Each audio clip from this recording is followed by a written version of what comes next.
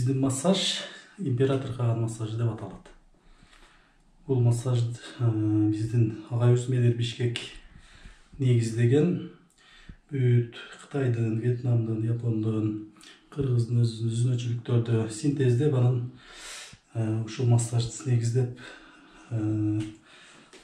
чыгып, азыр көптөгөн окуучуларды даярдап, ушул массаж менен дүйнөнүн бүт мамлекеттеринде Медирагайдын 300 окуучусу иштеп атат. Биз ошол Медирагайдын биринчи окуучуларынанбыз.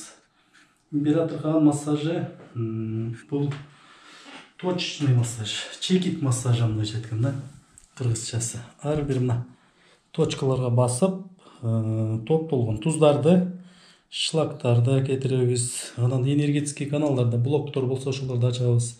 Кан айланууну жакшыртат, нерв системаны жакшыртат. Анан омурткалардын жылышып калган жерлери болсо калыбына келет. Биринчи мына топтолгон туздар кеткенден кийин, шлактар таркап, омуртка бошогондон кийин мына грыжалар дагы акырындык менен тартылып кетет. Ушул бул массаж омурткалык грыжага, баш оору, кол бут оору, остеохондроз, радикулит, полиартрит, муун оорулар, артрит, артроз, сколиоз, кифоз, лордоз деген ооруларга пайдасы өтө чоң. Мен бул массаж менен 2001 жылдан бери иштеп келатам. Кыргызстан, Казакстан, Россияда иштеп, азыр эми өзүбүздүн 4 жылдан бери Кыргызстанда иштеп атабыз. Массаж ошондой эле ички органдарга дагы таасири өтө чоң. Себеби мына адамда 32 омуртка, анан 2 омуртка тутуму дейт. Кээ бир адамдарда 33, кээ бир адамда 34 омуртка бар. Ошол ар бир омурткадан баш, кулак, мээ, көз, мурун, тиш, бет, анан кийин мисалы моюнду алганда 7 омуртка. Андан кийин груднойдо 12 омуртка, ички органдарга, колдун учтарына биринчиси, андан кийин жүрөк, өпкө, өт, боор, ашказан, 12 ичеги, бөйрөк, көк боор, 12 ичеги, уйку бездер ошентип кетет. Андан кийинки бел омурткада ички ичеги, табарсыктарга, буттарга кеткен каналдар бар, половой органдарга бүт кеткен каналдар бар. Омурткалар бир эле жерден жылышкан болсо, ички органдардын функциясы начарлай баштайт. Андан кийин көбүнчө эле баягы кээ биркилер жүрөгүм ооруйт, же болбосо ашказаным ооруйт, же боорум ооруйт дейт. Бирок диагноз текшерилсе, ички органдар тазача берет. Бирок жүрөк ооруп, же болбосо ашказан ооруп, же бөйрөк, боор ооруп кыйналып берет. Көбүнчө ушул омурткага байланыштуу. Ушул омуртканын айланасындагы шлактарды кетирип, туздарды, омурткаларды калыбына келтиргенден кийин ички органдардын функциясы жакшырып, ошол ооруп аткан оорулар таркайт көбүнчө элечи. Кээде ошол диагнозун таппай больницалардан кыйналып келгендер болуп калат. Ошолор мисалы бир эле массаж менен жакшы болуп кеткендер бар да. Себеби мына ошол омурткага байланыштуу болуп калат да көбүнчө элечи. Ошол омурткага байланыштуу болгон болсо эч кандай дары укол таасир этпейт. Ошон үчүн бизде мына Кытайлар айткандай, омуртканы улуу мырза деп атагандай, ушул улуу мырзаны, омуртканы жакшы карашыбыз керек да. Ошол массаж менен жакшы кылып туруп ачып чыксак, анан көптөгөн ооруларга шифа болот экен да. Адам денесинде 4368 точка бар, биологически активный чекиттер. Ошолорду азыр мына мисалы массаж убагында 2000дей чекит басылып чыгат. Кээ бирки жектер жакын жайланышкан үчүн бир басканда 2-ден 3-төн басылып кеткен жерлери бар. Меридиан деп коет, энергетический каналдардагы точкалар, анан кийин энергетический каналдан сырткаркы дагы башка точкалар бар. Ушулорду массаж убагында 2000дей точка басылат. Анан массаждын ушул көбүнчө эле нерв системага байланыштуу ооруларга да аябай пайдасы чоң экен. Айым 20 жылдан ашык убакыт иштеп ошону байкадык. Массаж убагында стресстер чыгып, нерв система аябай калыбына келет экен. Кээ бир адамдар 3 ай, 6 ай уктабай жүрөбүз деп кыйналып жүргөндөр бар. Анан кийин массаждан кийин эле келип аябай жакшы уктадык, 10 саат, 12 саат уктадык дегендер көп болот. Себеби ушул чыңалып турган нервде аябай калыбына келтирет экен бул массаж.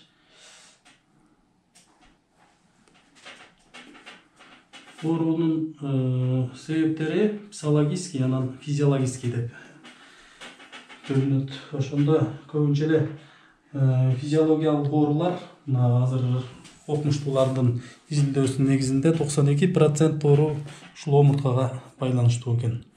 Калган 8% пайызы бул башка себептер. Мисалы травма алып калышы мүмкүн, суук тийиши мүмкүн, ысык өтүшү мүмкүн. Ушуга окшогон башка себептери бар экен. Көбүнчө 92% ушул омурткага байланыштуу болот. Ошон үчүн омуртканы жакшы карашыбыз керек. Омурткабыз канчалык жаш ийкемдүү болсо, адамдын ден соолугу ошончолук жакшы, өзү дагы ушундай жаш, энергичный көрүнөт экен да. Бизде көбүнчө эле 30-40тан кийин адамдарда кыймыл азаят. Кыймыл азайгандан кийин омуртка катый баштайт экен.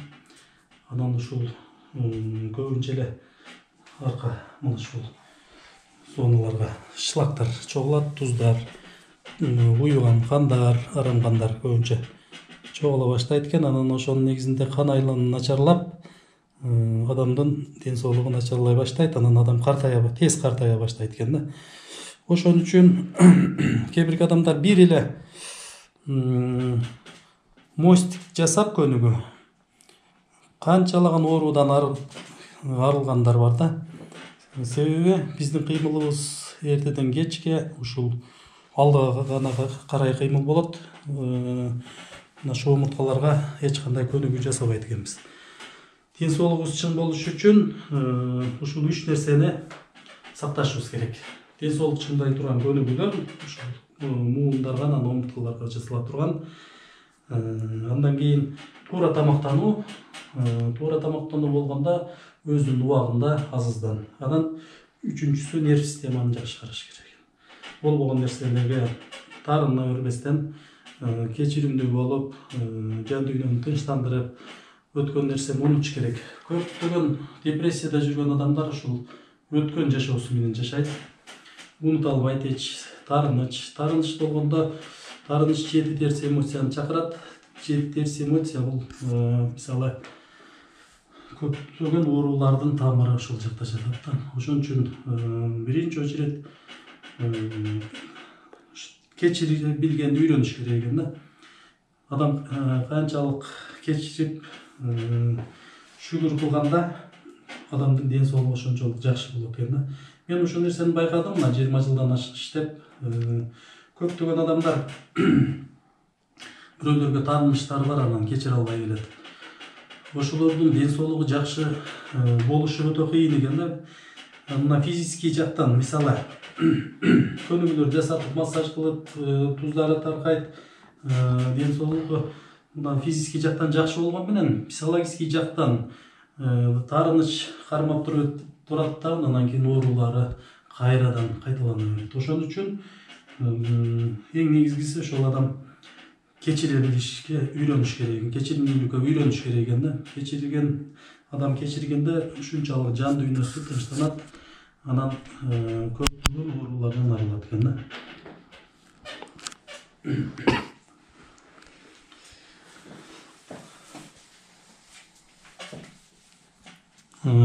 Физиологиялык жагына караганда дагы психологический себептери басымдуулук кылат. Көбүнчө эле орустар айтат, 99% болезней от нервов деп айтат да. Мисалы 99% оору нервтен дейт да. Көрдүңүздөр, ошон үчүн негизги адам ден соолугу жакшы болушун кааласа, нерв системасын жакшы караш керек экен да. Нерв системасыны тынчтандырып, кечирип, өткөн нерселерди унуткан адамдардын ден соолугу ушунчалык жакшы болгонун мен байкап келатам. Көбүнчө эле ошол нерв системага байланыштуу болот экен да.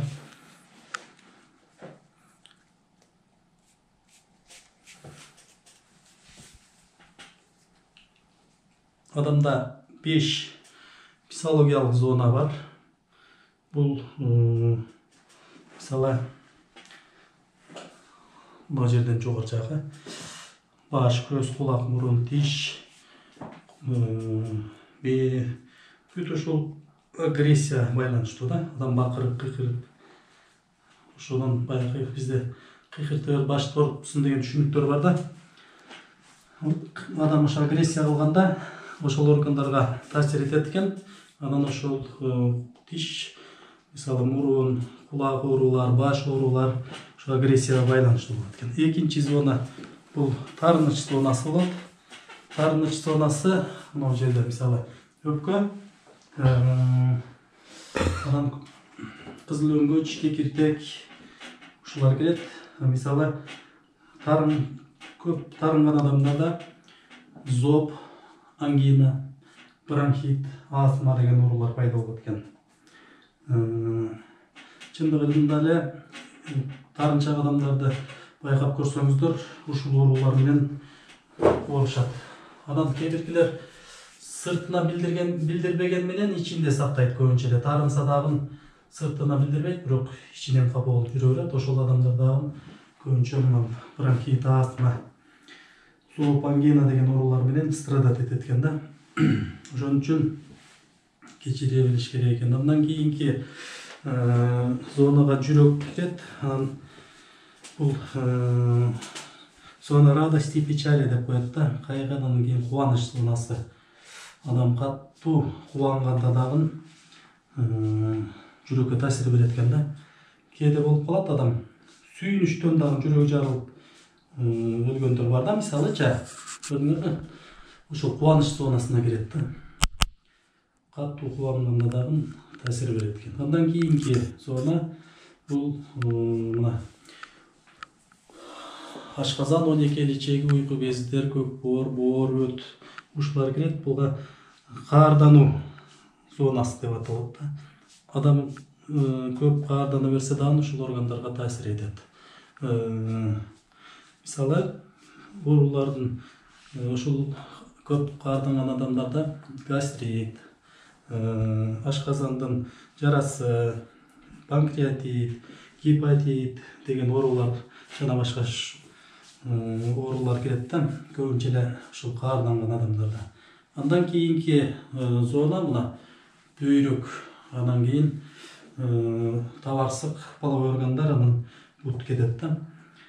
Адам корккондо көбүнчө эле ошол бел ооруп калат. Көп адамдардачы страх. Биринчи себептери ошо бел оорунун себептери ошол коркуу да. Адам көбүнчө эле жок нерседен коркуп жашайт экенбиз да. Эртең эмне болот, кандай болот деп эле болбогон нерселерди элестетип алып эле жашай берет экенбиз да. Ошон үчүн мына өткөн жашоосу менен жашаган адамдар депрессияда, келечек менен жашагандар переживанияда жашайт, кыжалатчылык менен. Анан азыр ушул убакыт менен жашаган адамдардын жан дүйнөсү тынч болот экен да. Ошон үчүн мен чакырып кетет элем, өткөндү унутуп, эртең эмне болот аны Аллага тапшырып, ушу бүгүнкү күн менен жашаганга өтсөк, ар бир убактыбыз баалуу, кымбат. Ошол убактыбызды текке кетирбей, денсаулығыңызға қарап Алла берген ушул канча өмүр болсо ошону чыныгы бакыт менен жашап өтсөк жакшы да. Денсаулыгыбыз канча бизге өмүр берсе ошонун аягына чейин денсаулыкта жашап өтсөк ошол бизге бакыт. Ошондой бакытта жашаш үчүн ошол эле жанакы эле айткан 3 нерсени сөзсүз сакташ керек экен. Кыймыл, денсаулык жөнүндө дагы кайталап кетейин. Көнүгүүлөр мына ушул омуртка муулдарга жасалган. Анын туура тамактануу болгондо аз-аздан анан тез тамактаныш керек. Үчүнчүсү анан нерв системаны жакшы караш керек. Эми эмоция болот, адам таарынат, каарданат, агрессия кылат.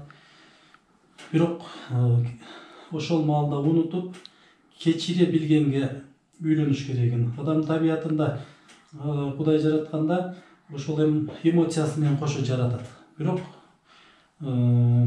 кепчил болбой, мүмкүн болушунча кечирип, өзүңүздүн денсаулыгың жакшы болушу үчүн ошол эрежелерди сактаганга өтүш керек экен да. Бул массажда көбүнчө ушул адамдын жан дүйнөсүн тынчтанганга дагы жардам берет экен. Ушул канча жыл иштесем ошонун практиканын негизинде айтып кете алам. Себеби массаждан кийин тынч болуп калдым, жан дүйнөм тынчтанып калды, мурдагыдай кыжалык болбой калдым дегендер көп болот.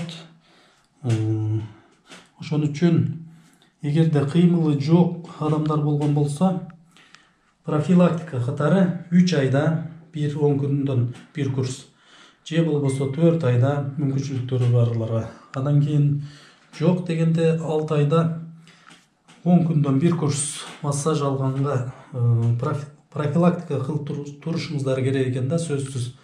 Себеби адам кыймыл жасабай койгондо мына ушул жерлерге бүт шлактар чогулат. Остеохондроз мисалы. Чогулат дагы анан кан айлануу начарлайт. Көбүнчө эле грыжа бул өзү хронический остеохондроз деп коет да, остеохондроздун өтүшүп кеткени. Омурткалар жылышат, анан туздар чогулуп, омурткалар кысылганда анан грыжа чыгат экен да омуртка аралык. Ошон үчүн оор жүк көтөргөндө же туура эмес кыймыл жасаганда ушу грыжа пайда болот экен да. Ошон үчүн омуртканы жакшы карап, жок дегенде массаж алып, же болбосо күнүгө көнүгүүлөрдү жасап турушубуз керек экен да.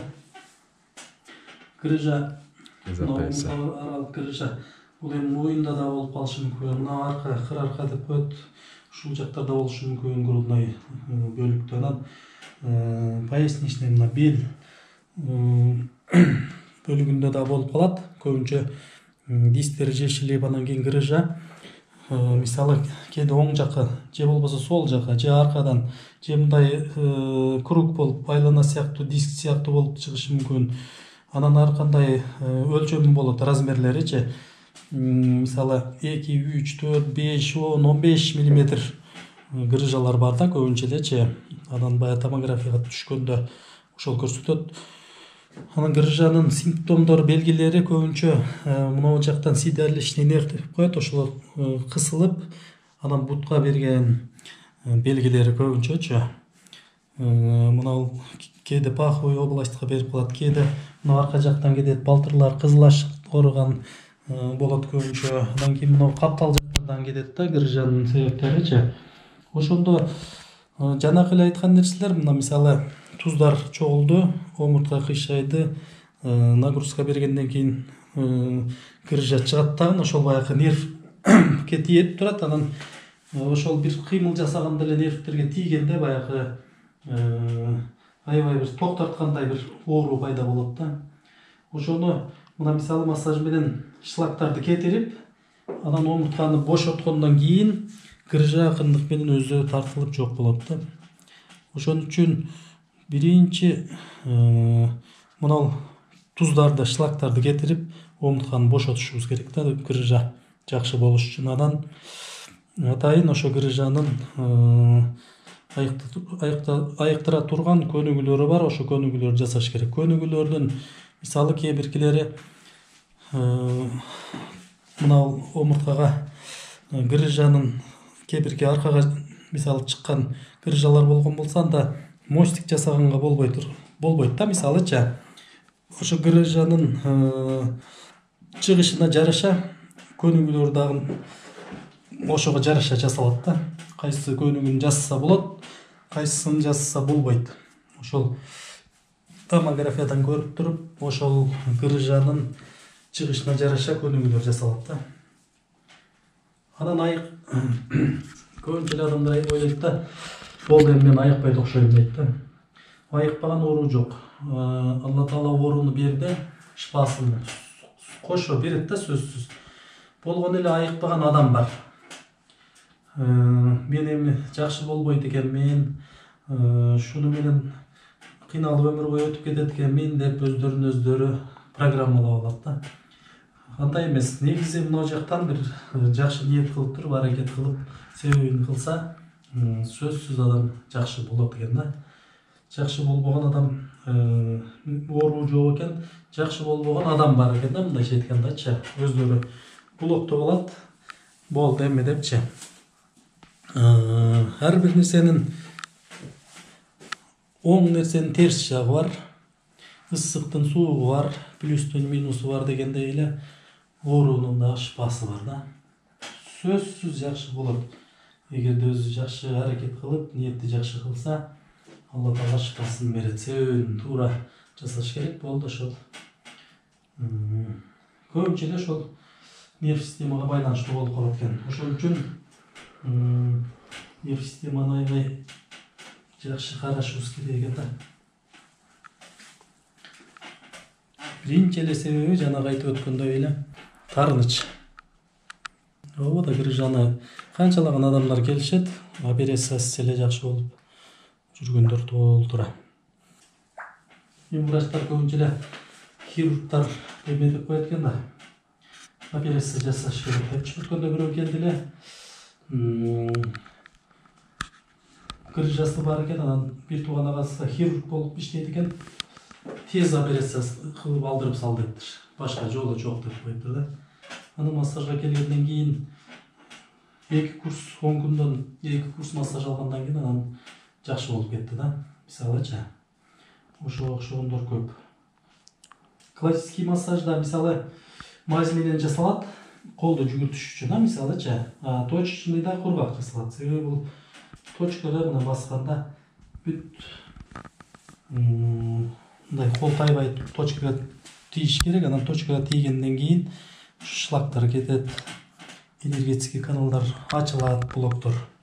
Энергиянын циркуляциясы жакшырат, кан айлануу жакшырат. Кан бараткан жерге оору турбайт деп коет да. Кан айлануу жакшы болгон болсо, адамда оору жок болот. Ошон үчүн кан айланууну жакшыртышыбыз керек да. Массаждын негизги максаты ошол. Кан айланууну жакшыртыш, нерв системаны калыбына келтирүү, энергиянын циркуляциясын жакшыртуу. Анан кытайларда мисалы көбүнчө эле оорунун себептерини энергетикалык каналдарга байланыштырат. Энергетикалык каналдарда ци деп коет, өмүрлүк энергия. Ошол 12 меридиан негизги. Мисалыча 6 меридианна колдуку, 6 меридиан буттуку. Мисалыча көбүнчө муундарга мына далы. Муун дегенде баардыгыбыз жакшы билебиз. Мына сөөгү ачталып кыймылга келип турган жерлер. Мына мисалыча мына манжаларда мына бул жерлерде муундар бар. Ошолордо баягы ци застой болуп калат экен дагы. Энергия жакшы айланбай калгандан кийин, мисалы мына бул жактан блок болгондо бул өпкөгө кеткен канал бар да, мисалыча биринчи. Анан кийин мына экинчиден сөөмөй. Сөөмөйдө көбүнчө застой болуп калса, бул жоон ичеге кеткен каналдар бар экен. Мына бул перикарда деп коет, жүрөктүн чел кабыгы. Анан мына 3 жылыткыч меридиан, тройной обогреватель деп коет. Анан мына жерден чыпалактан мисалы деме ички, мына бул жоон ичеги болсо, бул жерде ички ичеги менен анан жүрөккө кеткен каналдар бар да. Ушул жактардан блок болуп меридиан кетет да, мисалы ар бир эмеге ички органдардын меридиандары, каналдары, энергетикалык каналдары ошондо блок болуп калгандан кийин ички органдарга таасир этип, көбүнчө ошол оорунун келип чыгыш себептери ушуга байланыштуу деп айтылат да. Ошон үчүн мына массаж менен ушул энергетический каналдардагы блоктор алынып салынат. Анан энергиянын циркуляциясы жакшыргандан кийин анан ички органдардын функциясы жакшырат дагы, адамдын ден соолугу жакшы болот, анан иммунитет кадимгидей көтөрүлөт экен да. Ошон үчүн кыймыл жасап, массаж менен ар дайым адам ошол энергиянын айланышын жакшыртып, кан айлануун жакшыртып туруш керек. Өзүнө өзү дагы массаж кылса болот да адамча. Мына эми кол жеткен жерлер бар да, мисалыча точкаларды басып, бүт муундарга массаж кылып, буттарга, мисалы ич, бет, мисалы баш, адам ошо моюн, ушуларга өзү массаж кылып турса да болот да, сама массаж деп коет. Өзүн өзү массаж кылуу менен дагы канчалаган блокторду алып турса болот да, тазалап, энергетический каналдарда. Ошол негизги айта турган нерселер ушул. Анан кээ бир адамдар мындай белим ооруду деп келет. Анан ошол эле негизде белдин өзүнөн эле эмес, мына жактарды кошуп, анан буттарды кошуп, общий массаж жасап бергенден кийин анан айтып калат: менде дейт жүрөгүм кысылат эле, же болбосо ашказаным ооруйт эле, же колум бутум ооруйт эле, белим менен кошо ошол жактарда жакшы болуп кетти дегендер бар да.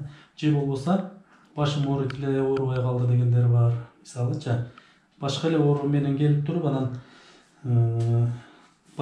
жана башка кошумча оорулар да жакшы болуп кеткендер бар да.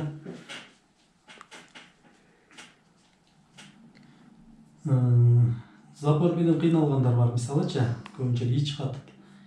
Ич катканда дагы ошол массаж кылгандан кийин омурткалар түздөлүп ордуна келгенден кийин жакшы болгондор көп да. Мисалы 20-25 жылдан бери ичим катып кыйналчу элем деп айтып калышат. Анан массаждан кийин 3-4 күндөн кийин келип ушул нерсе жоголуп кетти дегендер бар да. Ошого негизи мына ушул омурткага көп көңүл бөлүшүбүз керек. Атайын көнүгүүлөрдү жасап туруш керек. Бизде мен ошол Медер агайыбыздын колуна 1999 жылы келип машыга баштадым, тайзи цугун менен. Мен өзүм деле канчалаган оорулар кетти да, мисалычы тез башым ооруп турган, ашказанда гастрит бар эле. Ошол нерселер машыга баштагандан кийин 1-2 айдан кийин эле ошол нерселер баардыгы жок болду да. Көрсө ушул нерв системага анан кийин омурткага байланыштуу болгон экен ошонун баардыгы.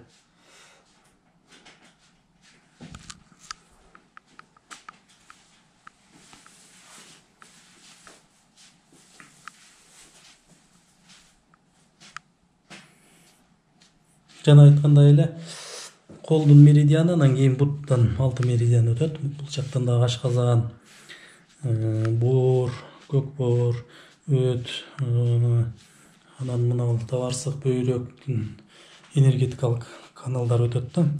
Анан ушул жактарда дагы блок болуп калса, ошол ички органдарга таасир этет.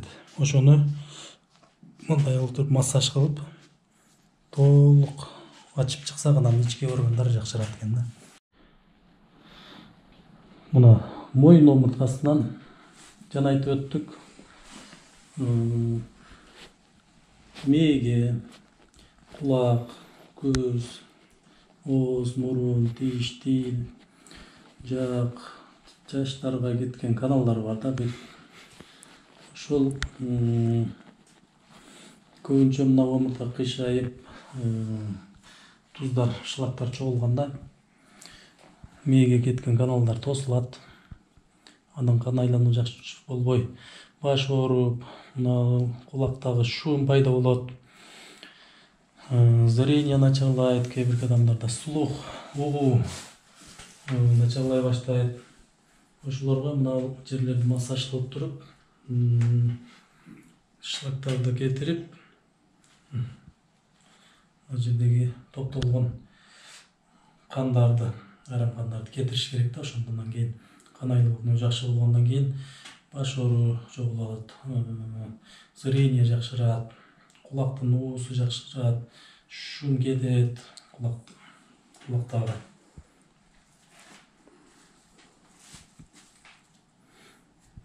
Анан кан айлануу жакшырып, мээге кан жакшы жетип, кислород жакшы жетип калгандан кийин анан көптөгөн ооруларга шифа болот экен да. Көбүнчө мээден кетет да.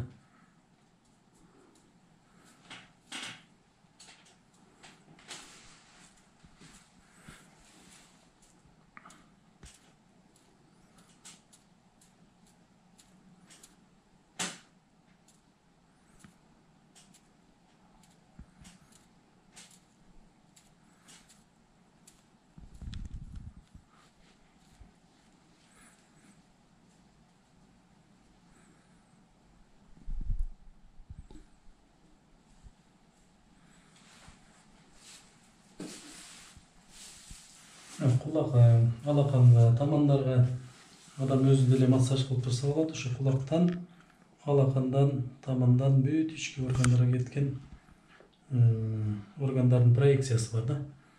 Ушу массаж кылганда бүт ички органдарга таасир болот да.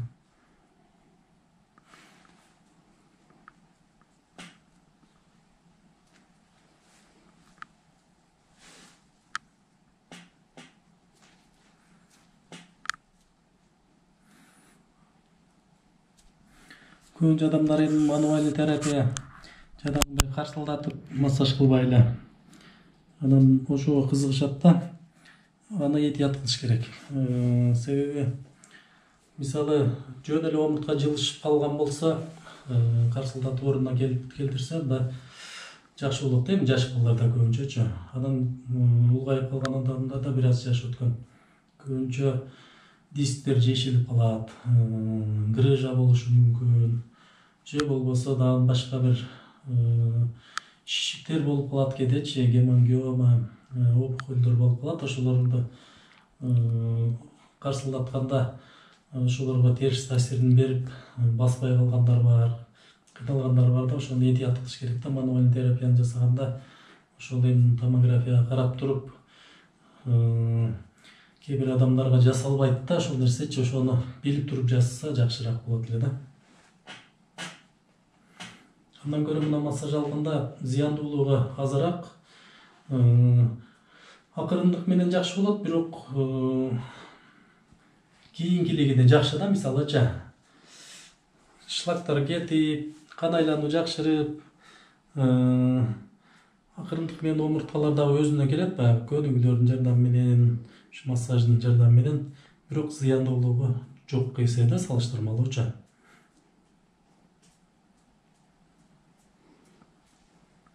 Мануальский бардым эле, анан кийин ушинтип кычыратып салгандан кийин кыйналып калдым дегендер көп да.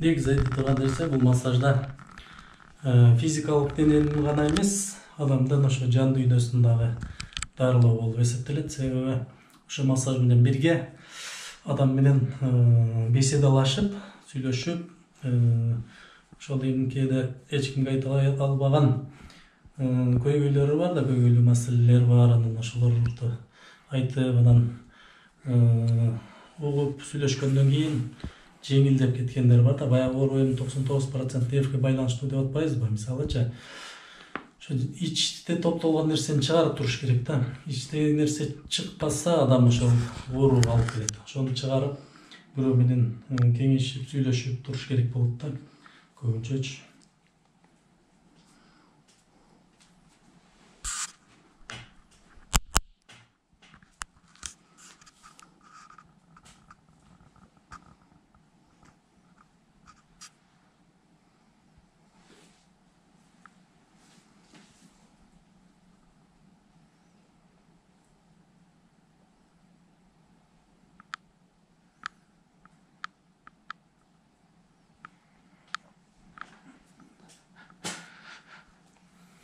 Мына жерде өпкөнүн воротасы деп коет, ворота легкий. Ушул точкаларды басканда өпкөнүн каналдары ачылып, функциясы жакшыра баштайт.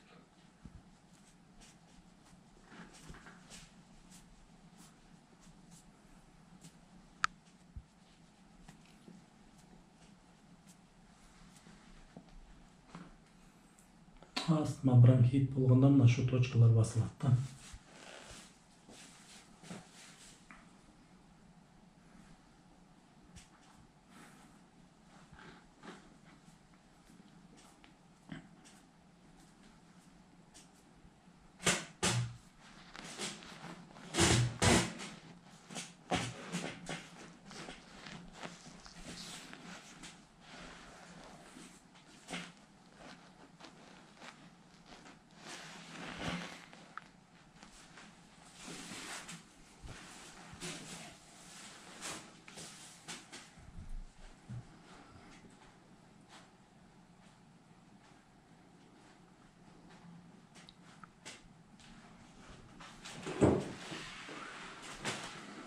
Bizde hem Kırgızstanda көбүнчө эле ушул оорулардын себептери психологический жактан, анан кийин кыймылсыздыктан келип чыгып атат да. Көбүнчө эле кыймылдабай коет экенбиз.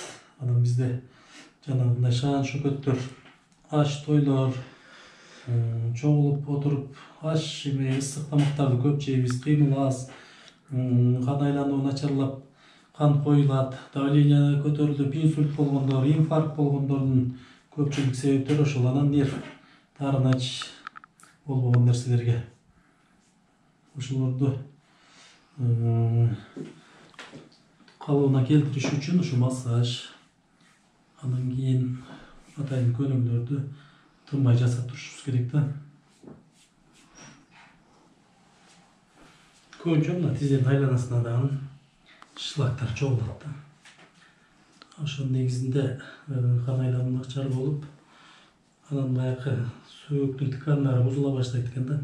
Артроз, артрит деген оорулар ошонун пайда болот. Анан нагрузка, оор жүк көтөргөндө, анан мына тизеге ашыкча нагрузка бергенден, анан кийин нервден себептери да көбүнчө. Кальций жетпей калышы мүмкүн. Ошондон да болот. Кальций адам мисалы табигый жол менен күнжүт, мына творогторду, эме сыр, ушуларды жеп туруш керек да, сөөк бекем болуш үчүнчү. Хигу деген точка бар. Бул точка ушу нерв системага, андан жоон ичегинин меридиан өтөт, энергетикалык каналы. Анан баш ооруганда дагы ушул точка басылат. Мына жана айтып өттүк эме, грыжаны ушу жакшы кылыш үчүн бел омурткалардагы точкаларды жакшы кылып массаж кылып туруп, шлактарды кетирип, омуртканы бошотуп, акырындык менен анын көнүгүү массажы менен анын грыжа кетет. Ал үчүн мисалы грыжанын баягы размерлери канча миллиметр, ошого жараша массаж алынат. Мисалы 1 курста жакшы болгондор бар, мисалы кээ биркилер 2, 3, 4 курста жакшы болгондор бар да. 10 күндөн кайталап 10 күн алат, анан арада бир 10 күн же бир жума дем алып туруп, кайра 10 күндөн алып, анан ошо 3-4 курс кайталап алганда жакшы болот да. Мисалыча эми баягы көптөн бери ооруп жүргөн адамдарга мисалы 10 күн аздык кылат да. Ошон үчүн көнүгүүлөр менен кошо көбүрөөк алган жакшы болот да. Хронический өнөкөт деп коет. Ошол өтүшүп кеткендерге көбүрөөк алганга массаж алыш керек болот да. Анан мына туздарды кетирип, шлактарды кетиргенден кийин бул өзү жок боло турган нерсе экен да. Омурткалар ачылгандан кийинчи ошого негизги нерсе ушу омурткаларды калыбына келтиришибиз керек экен да. Ошол сиздерге бекем ден соолук каалаймын. Менин атым Надырбек Абдумаликов. Ушу император каган массажы жана тайзи сылгын өнөөлөрү боюнча мына ушул элдин ден соолугуну чыңдоого ушу 20 жылдан ашык кызмат кылып иштеп келебиз. Кыргызстанда, Казакстан, Россияда 20 жылдан ашык элдерди ушу массаж менен көнүгүүлөрдүн жардамы менен дарылап келатабыз да. Ошо рахмат сиздерге.